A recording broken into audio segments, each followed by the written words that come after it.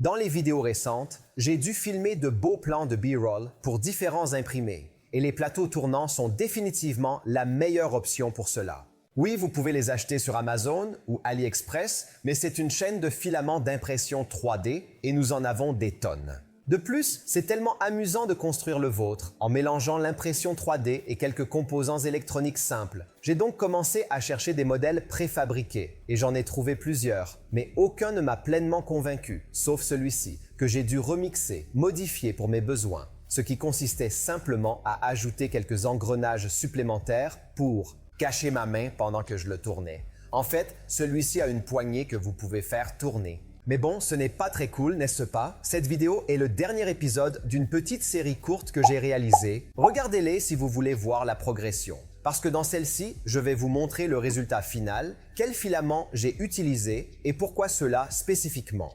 Je m'appelle Alessio. Voici Spectrum Filament et passons à la vidéo. Ce plateau tournant motorisé est entièrement conçu par moi. Il va sans dire que j'ai effectué de nombreuses modifications dans Fusion 360, comme vous pouvez le voir. Processus amusant, frustrant parfois, mais cela en valait la peine. Après de nombreuses tentatives, vous pouvez en voir la plupart ici sur la table. Essais et erreurs, un prototype après l'autre, mais nous y sommes enfin arrivés. Laissez-moi vous dire ce qui a conduit à presque la perfection.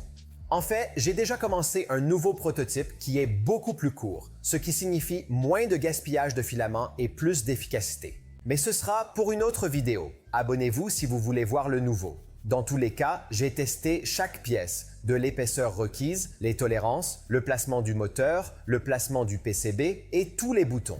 Le jaune ici est un prototype fonctionnel. Regardez la troisième vidéo des courts-métrages pour le voir en action. Mais maintenant, assemblons le final. Après cela, je commenterai ce qui est différent par rapport au prototype précédent et pourquoi j'ai utilisé le filament que j'ai choisi. À l'intérieur de la boîte principale, nous avons le support pour le PCB, les supports pour le moteur et les inserts pour l'interrupteur à boutons. J'ai également conçu des supports supplémentaires pour les parois, car j'ai remarqué que la finition était un peu instable sur une paroi aussi fine, et cela a fonctionné. Placez le moteur dans son logement en faisant attention aux câbles. J'ai conçu une chambre supplémentaire pour eux. En haut, nous avons des trous pour les vis M3 fixant le moteur dans le logement.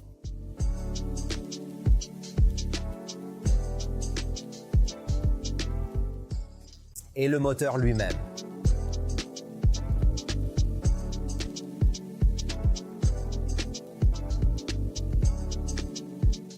Ensuite, placez le PCB et le visser en place.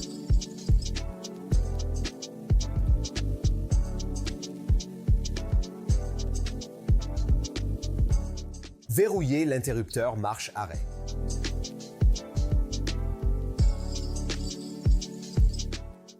La prise d'alimentation.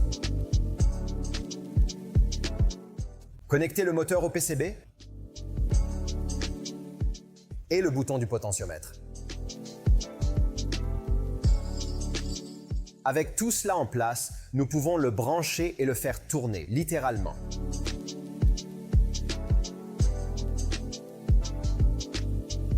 Pour tous les prototypes, j'ai utilisé le PLA standard de Spectrum Filament. Pour la pièce finale, j'ai également essayé le PETG-CF en raison de son bel aspect industriel fini.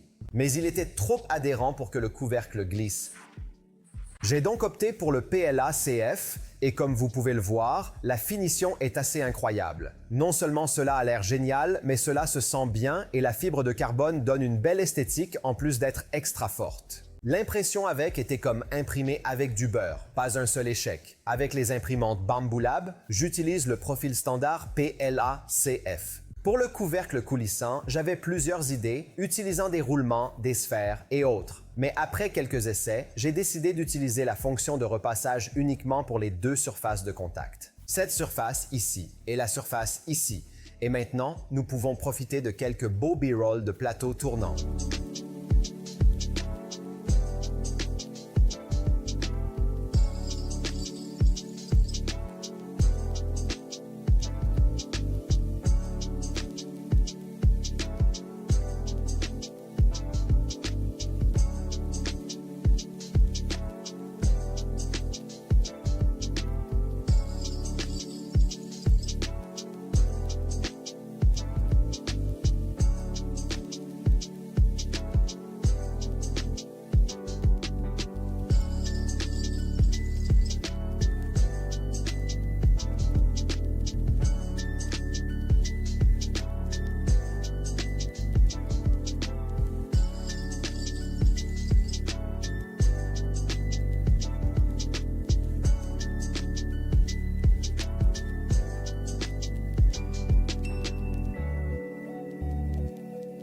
C'était un projet vraiment amusant et j'ai hâte de terminer la deuxième version.